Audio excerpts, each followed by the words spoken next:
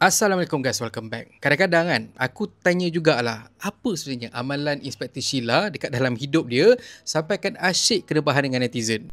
Anyway, rupa-rupanya yang dia duk kecoh-kecoh lah dekat area gerai dekat depan IPD Dan Wangi hari tu bukan kosong-kosong guys. Ada update lain pasal apa punca kenapa dia duk berlegaran dekat depan IPD Dan Wangi tu. Yes, kita masih lagi duk sembang. Kita masih lagi duk berbincang pasal Inspektor Sheila sebab kita nak lah kan tahu apa update pasal isu viral dia.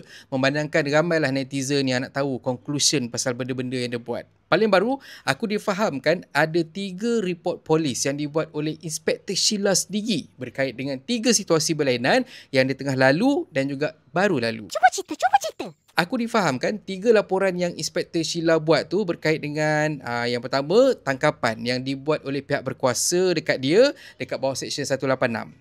Untuk info korang, Seksyen 186 ni maksudnya ialah dakwaan menghalang penjawat awam yang menjalankan tugas. Lepas tu dia katanya tak puas hati lah dengan anggota polis yang tak hormat dia sebagai pegawai kanan polis. Yang tu untuk aku, kalau tanya aku memang aku rasa bahayalah sebab dia duk bangga dengan dia punya jawatan tu. Bukan apa, sebab aku takut dia jadi macam kes polis yang duk kejar student form 5 sampai arwah budak tu. Polis tu punyalah duk belagak kan dengan pangkat dia semua. Sampaikan dekat Kelantan pun dia pernah buat hal and dia duk bangga lah cakap yang dia kenal orang atas benda semua tu and we will make your life miserable, something macam tu lah. But anyway, untuk laporan tu, untuk report tu, Ketua Polis Kuala Lumpur Datuk Fadil Marsus ada share kes tu diklasifikasikan sebagai NFA ataupun dengan kata lain tak ada tindakan lanjut. Lepas tu, of course, Inspektor Sheila sempat report pula pasal kejadian yang baru jadi dan juga yang viral tu, which was berkait dengan isu selisih faham antara dia dengan peniaga gerai yang duk viral hari tu. Kalau saya kecoh, you nak sentuh saya perempuan tau.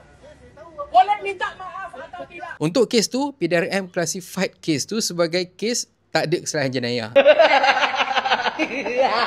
So itulah dia, dahsyatnya ego seorang wanita yang nak selalu menang. Habis semua benda dia reportnya, cuma itulah, duk report punya banyak benda semua tu tapi buat letih je sebab report tak ke mana-mana. Kena bangun pagi, nak kena bergaduh pula dengan pekedai orang gerai tu. Sekali pergi report, tak ada apa jadi.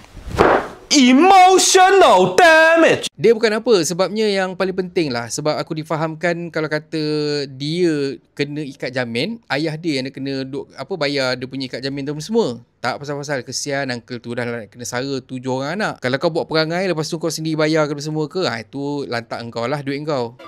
Betul. Anyway, insyaAllah lah, kalau kata ada update yang terbaru nanti, aku akan kongsikan dengan korang. Dan hai kata pepantun, ayam katik berjalan bangga, tapi jatuh tersadung pula. Dapat kuasa, dabik dada, sampai susah ahli keluarga. Dan kalau korang suka konten dia dalam channel ni, please consider to subscribe guys. Thank you very much for watching.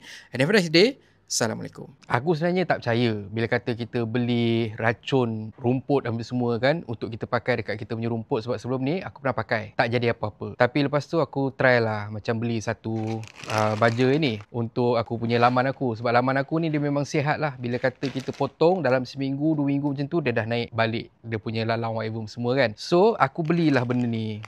Dan bila kata aku try, masa awal tu macam tak jadi apa pun. Rumput still lagi subur, hijau apa semua. But then, almost 1 minggu kemudian, rupa-rupanya dia baru start bertindak. Dah kita boleh nampak sekarang ni aku punya rumput semua tu dia dah start mati. Dia punya root semua mati. Masih ada lagi hijau-hijau sebab waktu aku beli yang first dulu tu, aku beli satu. Tak percaya, aku beli satu. So that's why bila kata aku beli yang itu, aku try pakai, adalah sebahagian tempat tu tak terkena racun ni. Dan sekarang ni aku beli yang baru untuk aku clearkan everything. So that's why aku beli benda ni. Aku recommend lah untuk korang, kalau kata korang ada masalah rumput berluka panjang sangat ataupun korang macam dah tak tahan dah, tebas-tebas dia naik balik, tebas-tebas dia naik balik. Korang beli benda ni sebab dia akan bunuh beluka rumput daripada dia punya akar. So laman korang akan jadi bersih, akan jadi clear dan jimat duit korang. Murah sangat sebenarnya. So kalau korang nak beli, korang boleh tengok dekat link yang aku share.